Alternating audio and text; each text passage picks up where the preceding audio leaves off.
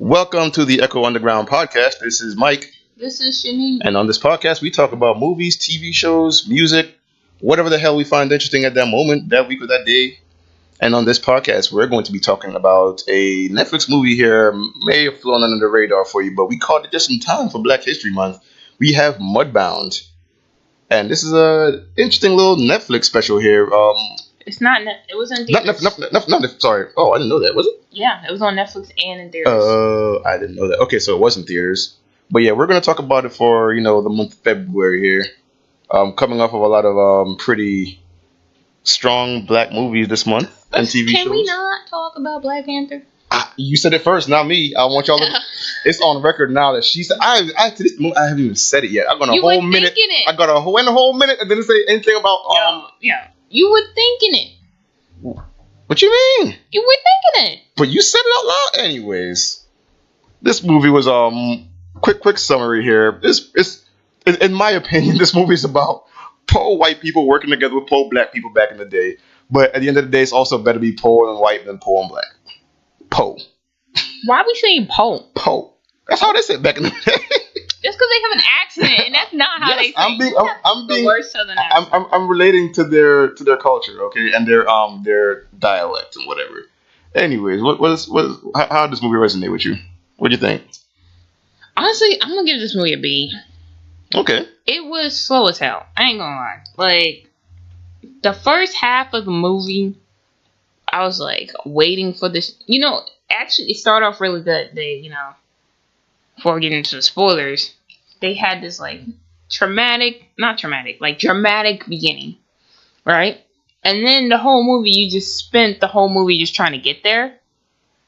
So I was like, all right, I'm waiting for the shit to happen. Like, why did this happen? Yada, yada. And it was very slow because the way they introduced everyone, it was a lot of silence, a lot of imagery. It took, you meet characters like Henry, Florence, which is Mary J. Blige, she's in this movie. Hap, which is her husband. Ronzel, which is their son. And then you have, the white people, too, which I don't remember all the names. No, Jamie, and then his wife, Henry's wife. Laura? Henry's wife. Sure. I don't know. I remember her name. God damn it. I forgot her name, too. I think it was Laura, but I don't want to say. You know what I thought of? Lori. I thought of Walking Dead. Similar situation. Just saying. Without the zombies. Zombies not important. I want to know how you made a parallel between Walking Dead and Mudbound. Here's how. If you see the movie Mudbound, tell me how you can relate any of it to The Walking Dead. I'm talking about the drama between... No, that's a spoiler. I'll answer this question later. You need to pull a Mudbound and give us some foreshadowing in the first 3 minutes of the movie, and then tell me at the end of the movie, because the movie's 2 hours long. It felt like 2 hours though. It started off with a scene that pretty much wasn't explained until the 2 hour mark of the movie, and I was like, what the fuck? Yo, it feels like a 2 hour movie, and that's the problem. I don't mind 2 hour movies, but I don't want to feel like I'm actually watching this movie for 2 hours. I want to feel like it goes by quick. But it was very slow, and there was a lot of symbolism. There was some creative, things in there too. They had all the characters narrate the story, except for the dad, the grandpa. But they had the main characters, the white family, and then the main characters of the black family narrate the story. And I have no problem with the acting or anything. I just felt like it was really slow, and it felt long. I would have not saw it in movie theaters, but watch on Netflix is fine. So for me, a B. What do you think? I don't ever have the same pacing problem with you in a lot of movies anyway. Because some movies I do agree with you. Pacing was bad, but this movie's you can't really make a historical movie like this have a decent pace without slowing things down here and there. Don't get me wrong. Everything was slowed down for a reason. Because after the first scene in the movie, which I guess we can talk about, pretty much one of the main characters, Henry, and his brother Jamie, their father had passed away, air quotes, and they're trying to bury him before a storm hits. Now, in the midst of them, trying to bury their father, spoiler alert. Yeah, I know. I'm just saying, they should already know. You get that with the program, folks. You gotta do it for the new Y'all people. been here before. You don't know that. It could be someone who hasn't. Fine. Spoiler alerts. Yo, he's shady. Spoiler alerts. Anyways. So they're trying to bury their father, and like, storms come in, and Jamie essentially gets trapped in a hole, and I guess this part isn't important, but he gets pulled out because he has like this issue we're gonna talk about later, where like he thought he was getting left alone in that hole. So some of the storm clears up, and like, they finally lower the body into the hole, but they have some issue. They need like a third man, and on comes the black family in their little horse buggy or whatever it was coming down the road, and then they ask for help. And now this is where some of the bigger foreshadowing is, because we don't know how the father died at this point. So we find out, like, there's clearly some tension going on there, because like, he's just like, hailing them, saying, hey, come help me. He's not asking for the help. He's saying, yo, come help me lower the body into the ground. And like, they're like really reluctant to, the guy named Hap is really reluctant to even try to help them, because he's like, yo, Henry said something about like, listen, I warned his boy about something, some more foreshadowing going on here. And like, I guess that's why Hap was kind of reluctant to. He didn't say all that. Yeah, he did. He said, he said, you know what? Whatever we need help, I warned the boy already. Yeah, right. Yeah. Well, that's okay, it. fine. He didn't even say anything after that. That's fine. I'm just pointing out the reason why Hap was a little bit slow to help him out, because like he gave like a little side eye first with his family, but I'm in the trolley, and they were like, yo, I shouldn't even stop, but I'm gonna do it anyway.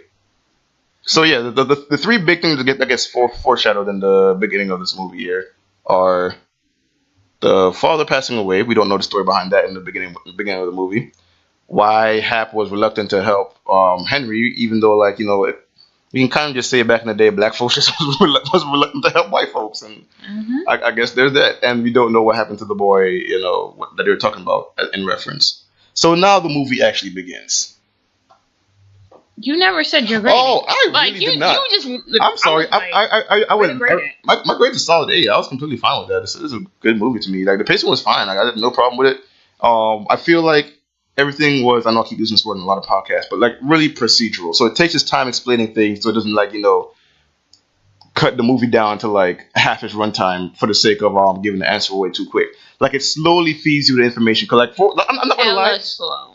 I mean, sure, it's slow, and there's a couple parts that are predictable, but there's a couple parts that had like a little interesting twist to it. And I feel like the payoff for me, at least, was fine at the 2-hour mark of this movie. Oh, so the end. Yeah, pretty much. I mean, yeah, my payoff was fine for this movie.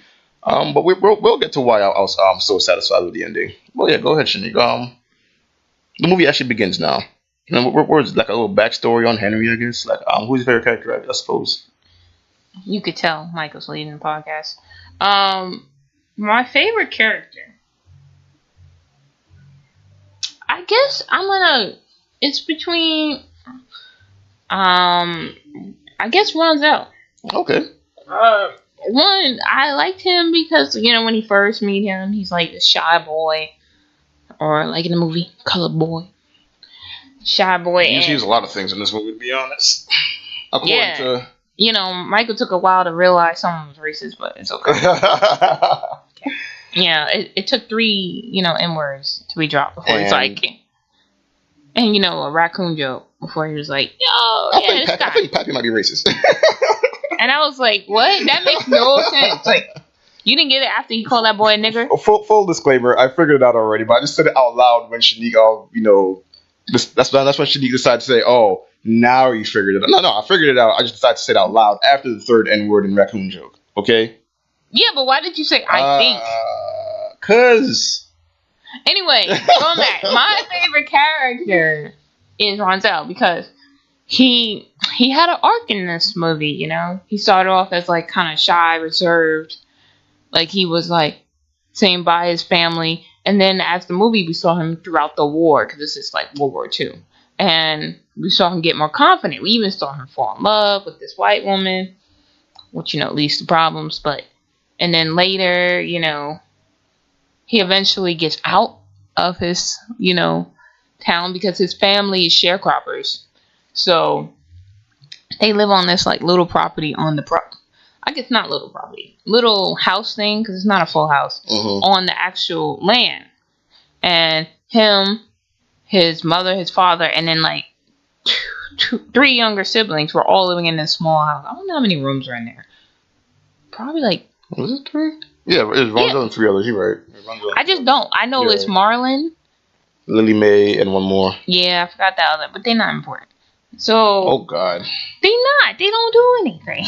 Oh God. Go ahead. But I'm not shading these black kids in this movie. I'm just saying the movie didn't emphasize them, except for like one scene, which I'm surprised they didn't go a route with. Yeah, I know what you're talking about too. Yeah. Yeah, when they were like, pretend army. Whatever. Yep, and she did like bomb to the white guy. Now, that actually reminds me of old movie with Matthew McConaughey and Samuel Jackson. And in that movie, this little black Samuel Jackson's daughter, she's like 8 or something. She's walking past this truck, and these white men get out, and unfortunately they do the worst possible thing to that little girl. And Samuel Jackson, he gets mad, and I was like, oh, we gonna repeat the storyline? Because I thought they were like attack her, but they didn't. And I can't remember the title of the movie. It's like one of my favorite Samuel Jackson roles. But he basically, he gets mad, and he kills some white men. Yep. And it's basically about having a black man get a fair trial in the South. Mm-hmm. I forgot what year, because I think it was before segregation or during segregation. I think it was during segregation years, Jim Crow years. But it reminded me of that scene in there, and I was like, oh God, they're going to turn around and just kill those kids. But they didn't. They just kept walking because I guess she did the gun thing after they turned their heads. Mm-hmm. But it kind of reminded me of that. Unfortunately, her brother wasn't so lucky, my favorite character.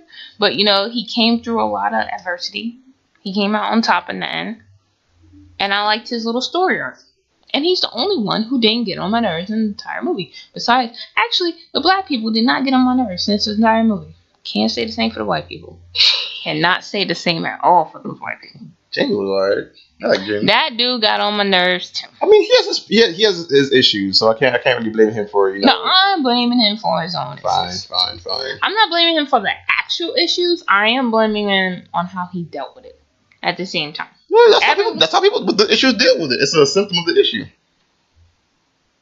Not a symptom. A choice. He chose to deal with it that way. Okay. He had money.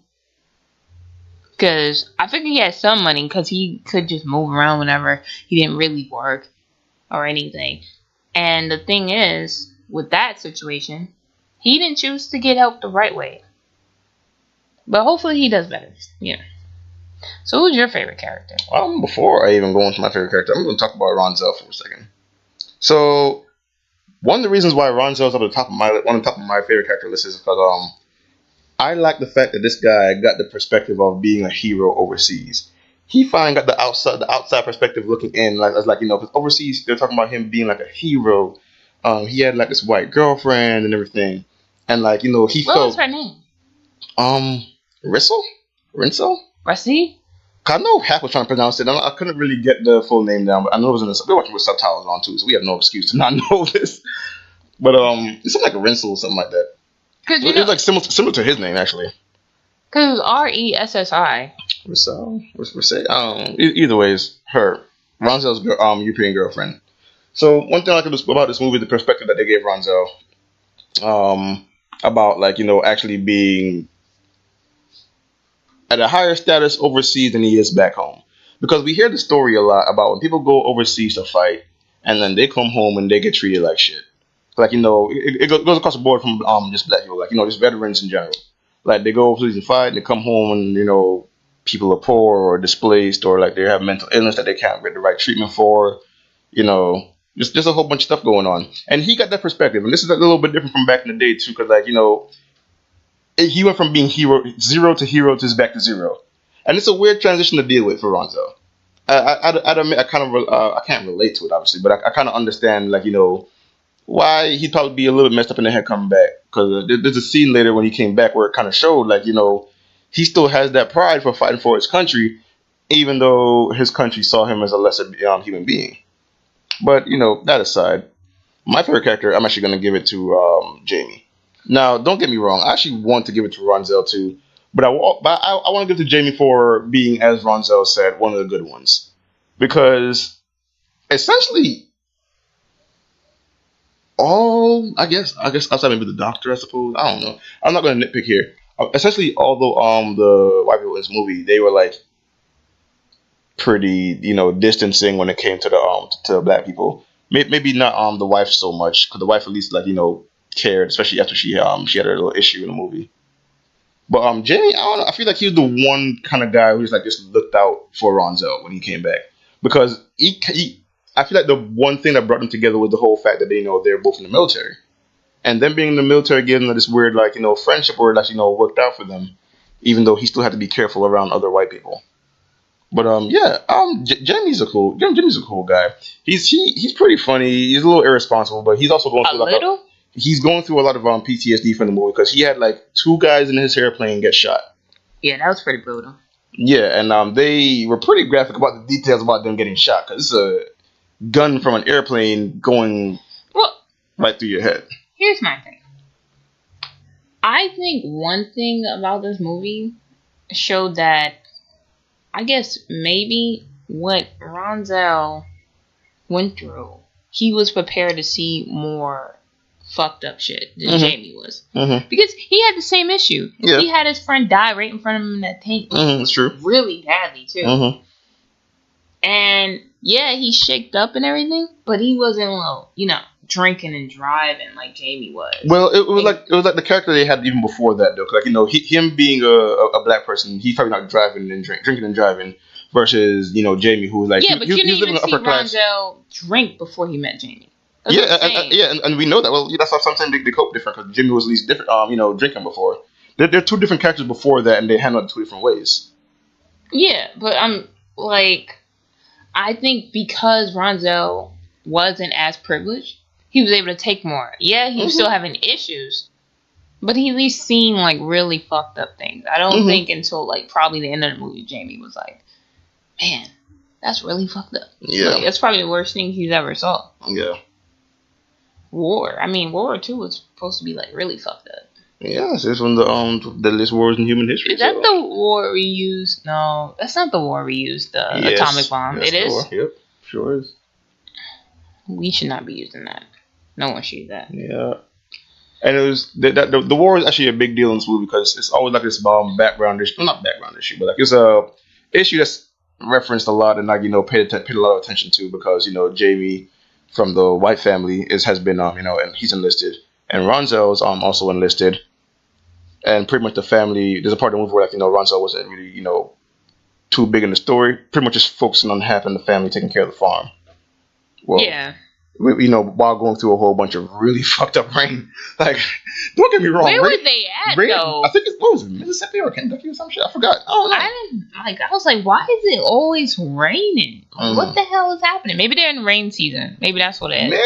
Maybe, but I don't know, man. There was a lot of rain. I was like, rain is my favorite type of weather, but for some reason, I was like really disgusted by the amount of rain they were getting. Like, you know what? Because that's why it's called Mudbound. Because there's a lot of fucking mud in this movie. Yeah. A lot. Yeah. And I guess next thing to get into is, what did you think of Henry and his marriage? Without mentioning Jamie, because we'll go there. But what do you think of Henry and that whole marriage to Laura? Their relationship. I think it's one of those old school ass marriage where it's like the guy does everything and there's the housewife, and they're content with that. Are they? Because she even. I mean, with their roles, yeah. The marriage itself, probably not. But like the role that they both have, yeah, they're content. But I don't know. I guess it kind of went left because they found out the whole thing about getting swindled out of that house that they had. And that's what I think. It's kind of crazy to me because, like, I guess Henry is a weird, like, dreamer. I guess He wanted this farm. He was an engineer. He had a better life in the city. But he threw it all away to become a farmer. And to live in a tiny house. Well, it was supposed to be a bigger house. But they got played. Yeah. He didn't get any writing. He shook on it. So, they had to move into a bigger house to support his bastard of a father. Oh, yeah. Pappy.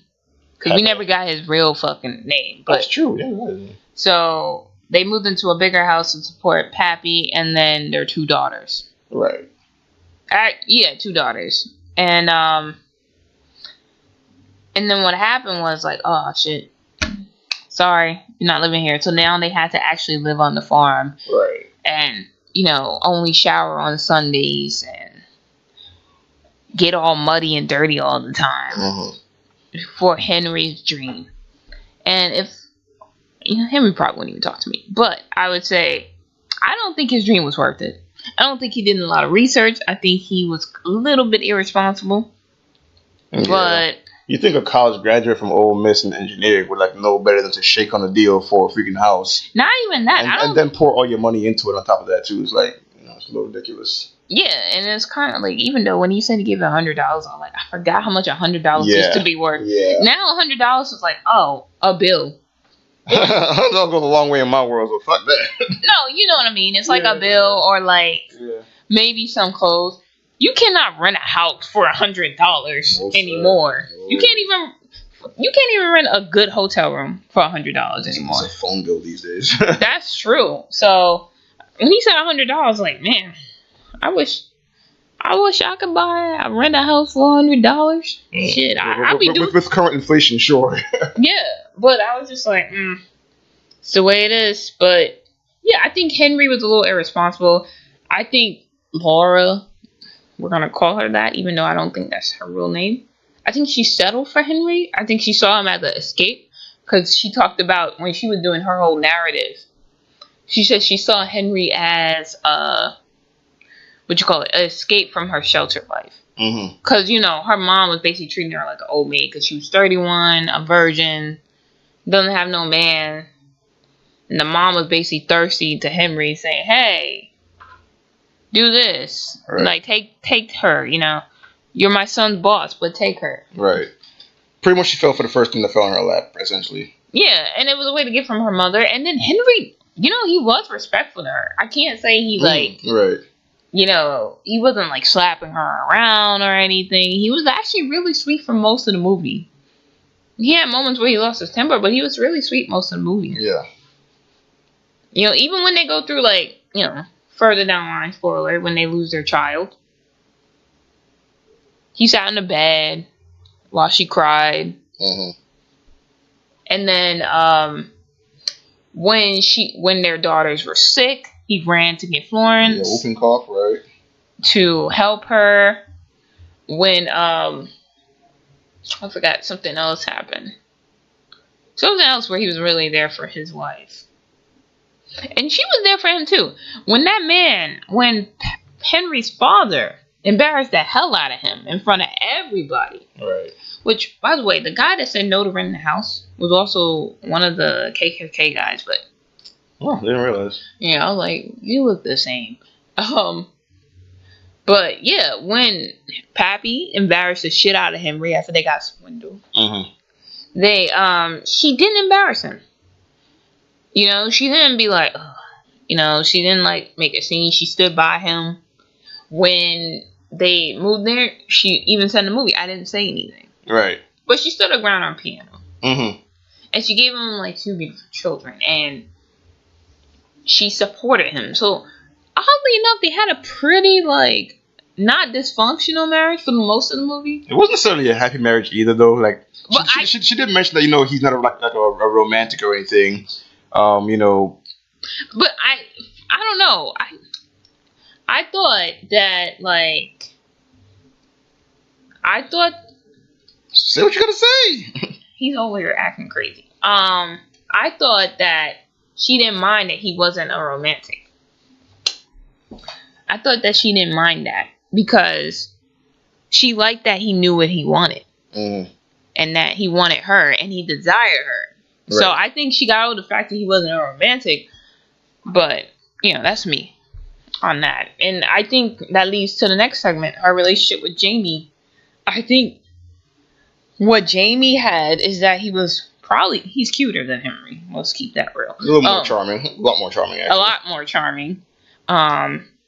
He's more of a romantic, but he's also kind of like a playboy type thing. And he has less walls up. So it kind of drew her in, which led to, cheating, unfortunately. Even though Henry already thinks they're cheating. But he's not saying anything. Maybe he believes that, since he's not there for his wife all the time. Right. Because she mentioned every time something bad, he's never there. Yeah, because I think the first part where the show was the whole thing with the money. When she still used their savings to help Happy, actually. Not Pappy, sorry. Hap. Come on, get the... He got in an accident on top of a house where he pretty much fell off and destroyed his damn leg. Fucked his leg up. Like, it was disgusting. Like, bone was sticking out. It was nasty. Man, back in the day, that what's the name, medical treatment, like it had to be something special to keep you all around after busting your leg up like that. But yeah, like that went down. And, she decided, you know what? Florence helped the kids survive whooping cough. And whooping cough back in the day was a serious issue. Like, kids were dying left and right because of whooping cough. Yeah, and their children sounded horrible. Right, and like, Florence got involved. Like, they involved Florence, and Florence, essentially saved their lives overnight. And then, so she decided, you know what? Pappy broke his leg pretty much twice. Because one day he decided, because, he was getting pestered. After he broke his leg from falling off the roof, he got pestered a couple weeks later about getting the farm ready. Like, because nothing getting planted yet, and they're behind schedule or whatever. So Henry starts pestering about him, and, Pappy decides, all right, let's put some pants on and go, do what I can. 2 steps out of the bed. Maybe not even 2. Maybe the first step out of the bed. This guy falls over and like the nastiest bone crunch sound in the world. No, he didn't even fall. What happened is he stepped on the ground. Mm-hmm. It cracked immediately. Yeah. It wasn't even a fall. He fell because it cracked. Right. Michael skipped to a totally different part of the movie. Oh. Mm-hmm. He definitely did. He was like, I already talked about Jamie and him cheating. Which you got away with. I don't think, Nah, you're skipping. No, I'm going back. That's at the end of the movie, though. Yeah. Can I finish my thought? Damn. Okay. Stay over there. But I'm just joking. But I'm saying that, yeah, he got away with it, but did he, though? Because I think Henry already thinks they're cheating because of the whole kiss thing. But, it wasn't a kiss. It was a hug, but from his angle, it looked like a kiss. It was also before the fact that Henry knew that Pappy had died. So, I guess the fact that they both still, lowered him to the ground means that he doesn't really know. That and Henry came back for him while he was in the hole. Yeah, but that's even, that was before all that happened. Yeah, I'm just saying that means he didn't figure it out. I thought... That's after the fact. But he saw them, he thought he saw them kissing. And he just... He never acted on it. That's what I'm saying. I'm just saying that he let it rock. Maybe he thought that he wasn't handling business right. So he's like, all right, Jamie gonna leave. Mm-hmm. And whatever. But, I guess going back to the whole Hap thing, what did you think of, you know what? I say the true champions of this movie is probably Florence and Hap. Mm-hmm. Because they held it down. Mm-hmm. And you know what? To be a black man back in the day must have been hard as hell. Because you would have to let, not even just a black man, a black woman. Because Florence, actually, going back to the part where that if something happened to the kids, her family was going to be in trouble. Mm-hmm. So back then, you had to bend. Because the laws were going to help you. Yeah, right. You're going to help me bury my father. Right. Even though he's a piece of shit. You're going to lend me your wife to help me, save my kids. For 4 days. Right. You're going to do this. He asked, but Hap knew he couldn't say no. Mm-hmm. Mm-hmm. And it was it must have been really hard to go into that. What do you think of those whole situations where, he kind of got punked a couple times? I mean, it's like I was saying at the beginning of the podcast. It's better to be poor and white than poor and black. Because even when you're poor and white, you still got some kind of power over whatever black people you come across. And for some reason, I feel like Henry, and I think it's just his character, he just always had some kind of authority, just from the way he talked and the way he treated people. You could always tell he had some kind of authority, or even people on his level, other white people he was surrounded by. Especially his brother, his wife. Maybe one time his dad. Because for whatever reason, the dad had the final say on everything. Because he's older. Yeah, yeah, but it's it's like I was trying to say, the guy just has that kind of authority over people on his level anyway. So that means that if someone's a lower class and being seen as a lower class than him, then he's definitely going to start flexing. And he showed that the whole movie through. Because the two families are going through 2 different problems.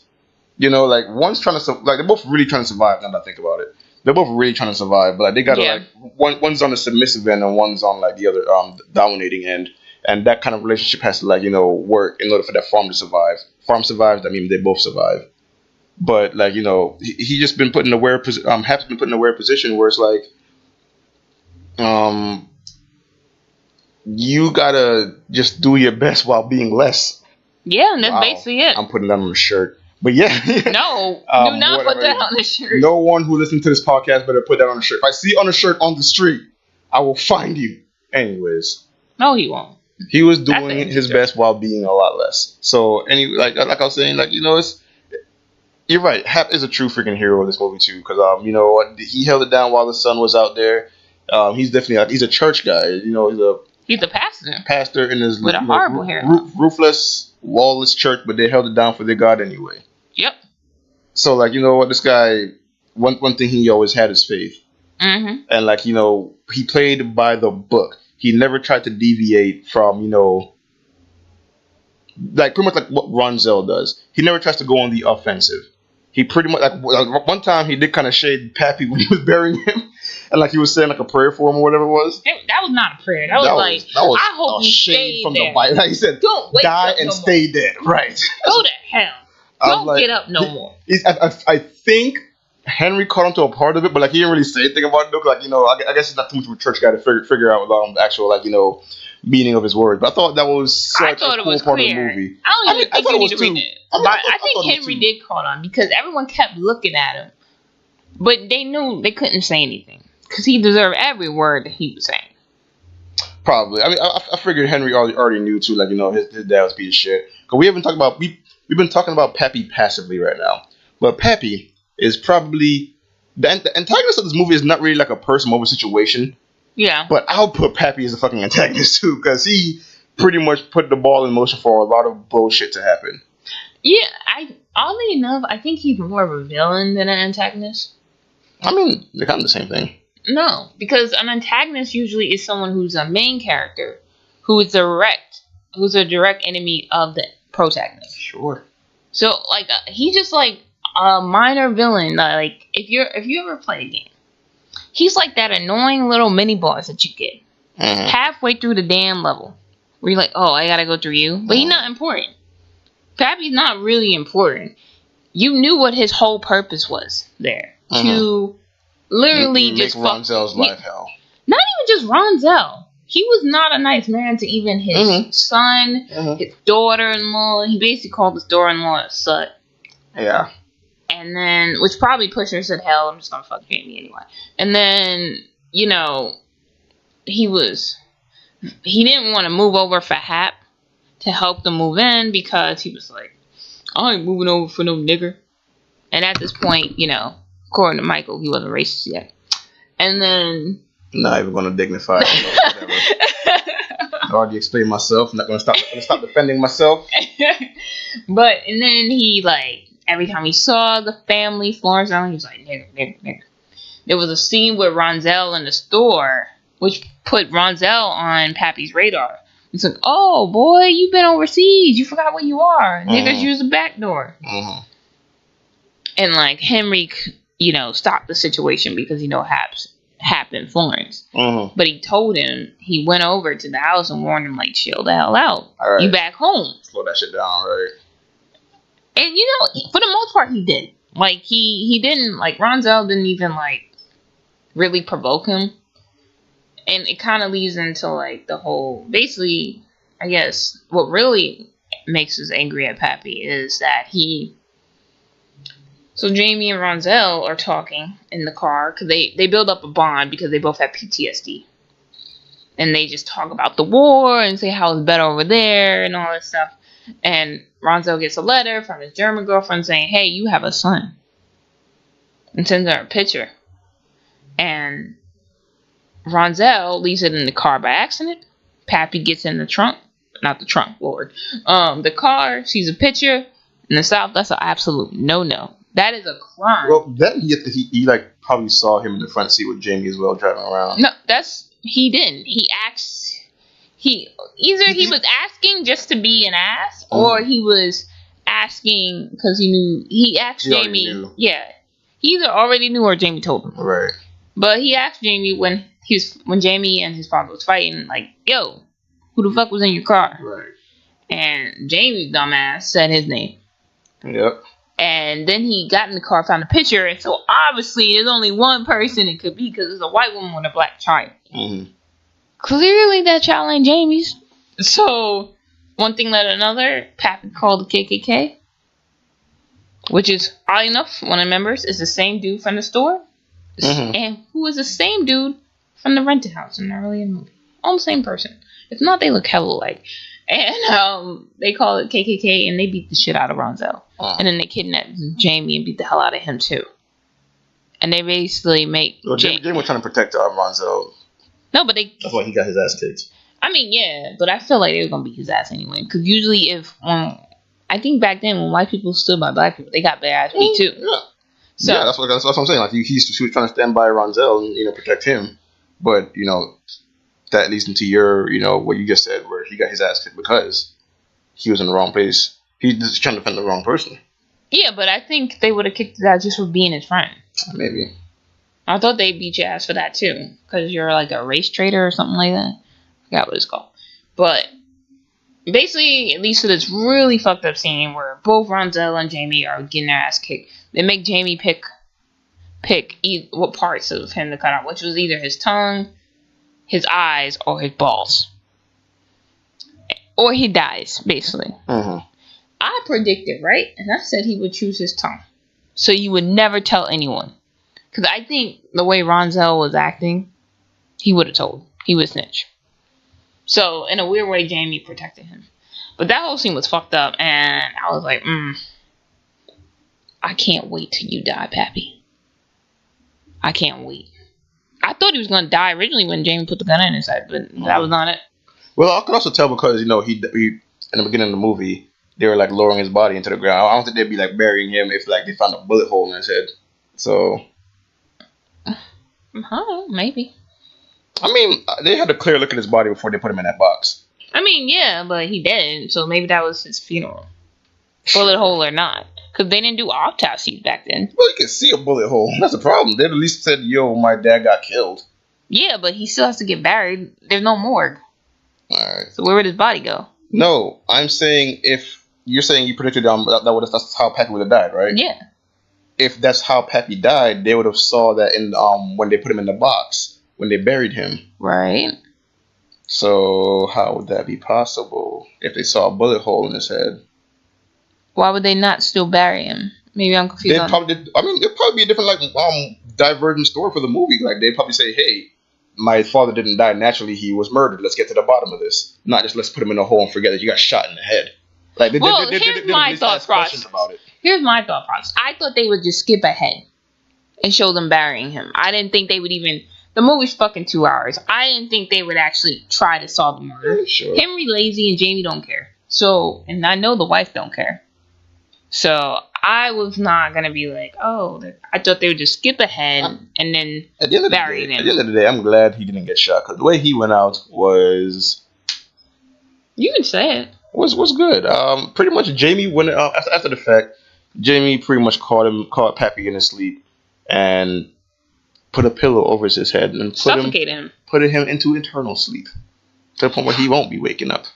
Just like happened. And because there's no forensics back then, you can't really prove that he got suffocated. You just found an old dead body because he was pretty old. Yeah, he was old and racist, but really really old. So yeah, they did that, and I like. One thing, it's probably going to be the last thing I say about this movie for unless you get something else to say. But like one of my favorite parts of the movie was the very beginning and how it ties to the end. The fact that even though Pappy was a racist motherfucker, this guy, when they dug the hole, they found out that the body of a runaway slave was probably buried down there because they found the chains, and the runaway slave's skull was probably like a hole in his head because probably got caught while trying to run away. Yes. And it's decomposed pretty bad to the point where it's just bones. And then they were like, Henry was like, nah, we're not burying him. That's not burying Pappy next to no slave, considering, he knows Pappy's character. And wait, I was so satisfied with this. I have a question. What? Why didn't they have a choice? Now that we know what led to everything, Well, Why? they already dug a hole and they didn't want to get caught in the rain. I mean, like I said before when watching the movie, they could have waited till the rain passed, but like, they were like, "Nah, fuck, we just digging this one hole. We already dug the hole already. We just gonna stick with this one." Because Henry wanted to bury him somewhere else, and Jane was like, "Dude, we're getting rained on. Just throw him in the hole already." Yeah, but he said you don't have a choice. Like we don't have a choice. No, I'm confused by that too. Because I'm saying, they could just wait till the rain passed. That's true. Like I don't get that whole dialogue. I think I'm fine with that. I think they just put it in to throw the audience off. I feel like they put it in for him for the irony for Pappy. Like, you're racist and now you're getting buried next to black people. Good job. like Slaves on top of that, like the one that he probably are more familiar with, because he's pretty old. He might have. He probably was a slave owner because that was his property back in the day. Yeah, because this was like 1940 something. He looked pretty old. He might have been around 80s. Maybe he might have seen like the early days of the emancipation. Maybe. So, and especially it's in the South, so he'd definitely caught like a fresh whiff of it. But I'm just glad about the dramatic irony right there about him getting buried, finding out that he getting buried next to a slave after all the racist shit that he pulled off throughout the movie. Yeah. Because that just made me so satisfied. And then the cherry on top, what we already talked about earlier, Hap's a little speech from the Bible talking about, essentially I'm paraphrasing here, but whatever is dead needs to stay dead. Essentially, yes. So that's just like, stay in that fucking hole. Right, stay in the fucking hole. No one wants you to get up ever again. Right. And you know what's crazy? What? What did you think of the scene when they actually found Ronzel hanging? His family. You see, Hap got informed earlier in the movie about Ronzel acting up at the store, which is one of my favorite scenes because I love the fact that Ronzel had that kind of pride in him to change. Like, I'm pretty sure if he didn't go overseas, he wouldn't have changed. So the fact that he did, it made me just happy. Like, he had this outside perspective of like, you can't talk to me like that. I got shot at for you, dog. You was over here being racist while I was over there getting shot at for your racist ass. Okay. So yeah, I'm getting my feelings a little bit, but it's alright. Like, I mean, he got his feelings when he died. Just saying. Because listen, he went through a lot, and then I just feel like a part of the family kind of started coming. Like they realized he's different after he came back. He's not submissive no more.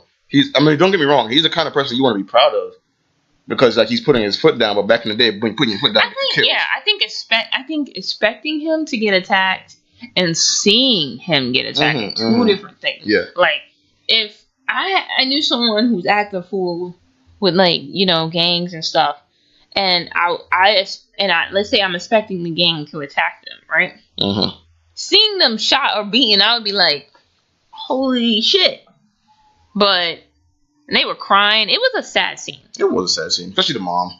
Yeah, Mary. You know what? Who also did a good job in this movie? Mary J. Blige. I agree. She was a good job as Sloane. Because normally I'm not the biggest fan of her acting. Right. But this movie, she was fine. And she looked darker than normal. I agree. To this moment, after seeing the movie, I still don't see Mary J. Blige. Like they put some years on her. Yo, you know what it is? She has black hair, and then they made her look tired with the makeup. Yeah, it's good. They did a good job. And hey, attack! Ain't nothing going on over here. Anyways, go ahead, Shanae. Finish your sentence. Anyway, she did a really good job. I think the women, both wives, were really good actresses. I agree. Females held it down in this movie. I think Ronzel, who I think played Eazy-E in Straight Outta Compton. What? Yeah, he's Eazy-E. I don't see it, but okay. Wow. That's him, yeah. I need to go see some side-by-sides now. That's... Same person. And he's also the lead actor in that new show, The Chi, as well. So, yeah. He's doing big things. I liked his acting. You didn't realize I was Shanique is really good at picking out faces from movies. I'm just like, oh, this guy's in this movie now. Like, I guess... I don't know where else you're at. Not generic faces. I can't do generic faces. What's a generic face? Like, I still get mixed up. Fucking Colin Farrell. And, what's that other? Russell Crowe. Those two, to me, have the same face. And I always get them mixed up. I'm also get the two guys from Step Brothers, Will Ferrell and other dude, mixed up sometimes. Wow, that's hilarious. Because they kind of have the same hairstyle, and they have that same old white man face. And then I used to get Mark Wahlberg mixed up with Matt Damon. Now, And I used to get Donnie Wahlberg and Mark Wahlberg mixed up, but they're brothers, so that makes sense. Mm-hmm. They look alike. Generic face, I suppose. You know, like some people like they have a common like facial features, so sometimes you mix them up and stuff. Like the guy from Alabama, Sweet Home Alabama, I used to think he looked to me like Matthew McConaughey for a very long time until I was like, nope, different face. It took me a minute. Some black people I get mixed up, but I can tell faces if I keep seeing them. Like that guy, I keep seeing him on those commercials for the Shy, so I was like, oh. And I was like, oh yeah, he's Eazy-E. And then I think he played another character that I can't like actually remember what the face was. But yeah. So I thought he did good too. The guy who played Jamie did really good. I'm about to say he's from The Longest Ride. No, he's not. That's another white boy. That's Clint Eastwood's son. I think we seen the movie together. We probably did, and I don't recognize it. You know me, I don't recognize none of these faces. Every time I watch a movie, it's the first time I'm seeing that face, okay? Unless it's like a really, really familiar face, like, you know, you can't like forget like Hugh Jackman. It's funny, because you say that, but then you point out the girl from Power Rangers in the movie. How did that make sense? She was an Easter egg. Like, everyone knows she was standing right next to Tommy from from Power Rangers. Of course she's gonna... Yo, how... Amy Jo Johnson and freaking, Ooh, I know her from... You know where I know that girl from? SWAT. Not SWAT. Flashpoint. That Canadian SWAT show. That's the only reason I know who she is. I grew up on Power Rangers, so excuse the fuck out of me. I would... Like, and the thing is, it'd be different if she had speaking lines. She was literally in the crowd just holding on to someone. But she's also standing next to the original Green Ranger. That's why it's easy. If she was standing by herself, I might not have seen it. But if she's standing next to another Power Ranger, then yes, I'm going to see it. Here's the thing. Till this day, I didn't even know. I just found out today that was the original Green Ranger. We didn't even realize that while we were watching Slasher, that the main the black guy, the main black guy in the movie was one of the other Red Rangers. I didn't find out until one day I saw his name. I didn't realize from his face. I didn't watch the show. No, I'm just saying your point about me recognizing faces. I didn't necessarily recognize the face. I just recognized the name. I think it was like I already forgot his name. I have to see the name to recognize it. But I knew it was like, oh, it's the old Red Ranger, but with no dreads this time. And I was like, yeah, that's him. I recognize. I'm better with names and faces for some reason in movies. I don't know why. So I guess I pay attention to the credits a little bit too much. I don't know either, but I recognized that guy from Graceland, so that's the only reason I recognize him. But going back to what I was saying, Mary J. Blige did a good job. Jamie did a good job. I don't have any complaints about the acting. And I think, do you have any other points to bring up? Oh no, I'm great. I'm fine. It's just interesting movie that might have flown on your radar, but I suggest that now I agree with Shanique. It's probably one of them things that people might want to see on Netflix instead of in the theaters. For some reason, people don't like these little historical pics about slavery. Like, people are getting real sensitive about that kind of thing. Think it's like a played out movie thing to do now. Like, oh, every February we're gonna get like I know they come on in February, but still. Well, I mean, I guess it depends because it's on Netflix in February, but you have Django. I say watch this movie because it's the shit. I mean, it's a good little look. I love movies that put another perspective on these kind of things, especially when they tried. I think this movie's on a special thing that they did is they tried to put not just like a rich white person and a submissive black person. It was like they're just both poor, both technically submissive because they're both dealing with their own little issues on the inside, but their relationship is what's needed to balance out the existence of their families and the farm. Oh, before I forget. We never talked about this one scene, which I thought was crazy fucked up. The shit with Vera. Oh, yeah, I guess there's that too. But when you think about that, it doesn't really, the main story I didn't see the point. Suffer, right? Yeah, I didn't really suffer. I think it was just supposed to show another instance where something went wrong and Henry wasn't home. Well, yeah, right. Because I think before that scene started, once again, Henry's not home and something goes bad. And, Vera, I guess her husband was slipping and sliding everything possible. And she got tired one day. She caught him with a drive-by stabbing. She just walked up and shanked this shit. 17 times. How did a pregnant woman stab that man 17 times? I was talking to Shanique about that. I'm like, yo, the strength you must have had. I really think... Must have been manifested all your rage possible and just stabbed them all the way through. Cause I mean, this guy works on a farm, so I'm assuming he's like, he's decently in shape. Yeah. But like, this guy got ventilated. I don't know. You know what? I think he let her because she was pregnant. Yeah, right. You want to fight that back too. You want to be that guy that punched a pregnant lady in the face. No matter how bad the situation look, it's like at the end of the day, you're gonna be the guy that punched a pregnant woman in the face. You kind of have a special seat in hell for that now. So I know me and Michael were both quenching because we were like, "Yo, she gonna cut the baby out." Like I thought, but she didn't. She didn't. Right. She just stabbed the shit out of her husband and going to jail for like maybe 2 years. I know. I mean, they never really talked about it, but I don't think it's important for the story anyway. I think it was just there to show that like shit's fucked up and Henry's not there. That's all it was. Right, and that was the guy that he fired recently because like he killed one of the horses or something like that. Yeah. I think it was anyway. I might be forgetting why he got fired, but it wasn't really super huge for the story. Other than the fact that he did require Hap to work a little harder now because he fired his little white farmhand. So the best thing to do is ask the black farmhands. And Florence is also working as in the house to help raise I guess Laura's kids, which means he had to go loan him the whole mule, and that whole situation came up.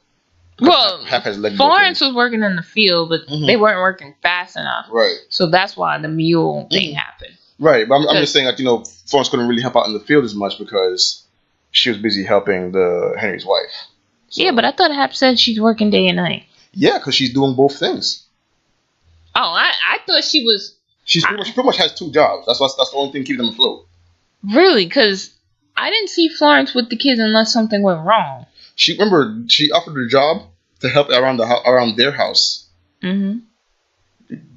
That's kind of what my point is. Oh, okay. I was like she kept staring at me. I'm like, okay, yeah, I'm done here. Oh, I thought there was more. I don't remember that, but we're gonna say Michael's right because this time he remembered.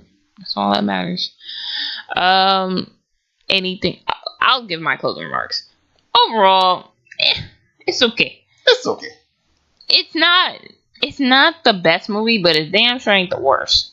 To me, it's just a little slow, and I would never see this movie in theaters. Whether it's just too slow, I would be bored, and it'll be like Transformers all over again, and I just fall asleep. That's all I got to say about that movie. I was gonna say anything about that. But yeah, so guys, let us know what you guys think of Mudbound. Do you think it's worth even streaming on Netflix, or do you think, hey, it's trash? Be real, right? Yeah, just give us your honest opinions, and you could tweet us at EchoU Podcast.